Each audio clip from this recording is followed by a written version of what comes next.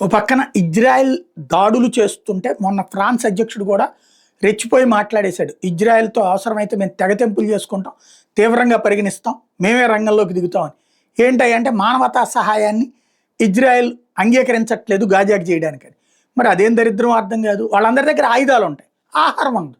అంటే ఆహారం కొండం మానేసి ప్రపంచం వాళ్ళందరూ బిచ్చం వేస్తారులే, ఆ బిచ్చాన్ని తీసుకుని తిని బతికేద్దాం, కానీ ఆయుధాలు మా దగ్గరకు వచ్చిన డబ్బులన్నీ ఆయుధాలు కొనుక్కుందాం అనే దరిద్రం అక్కడ ఉంది. ఆ మాత్రం కామన్ సెన్స్ లేదు ఈ యూరప్ దేశాలకి.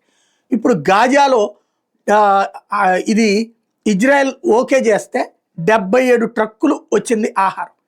వచ్చిన దాన్ని వచ్చినట్టు పెద్ద ఎత్తున మీద పడిపోయి ఎవరికి వాడు అక్కడ ఫుడ్ గోదాముల మీద దాడి చేసేసి, ఆ ట్రక్కుల మీద కూడా దాడి చేసేసి దొరికిన గోధుమ పిండిని, దొరికినటువంటి ఆహార పదార్థాలని, ఇతర మందుల్ని లూటీ చేసుకుపోయారు జనాలు.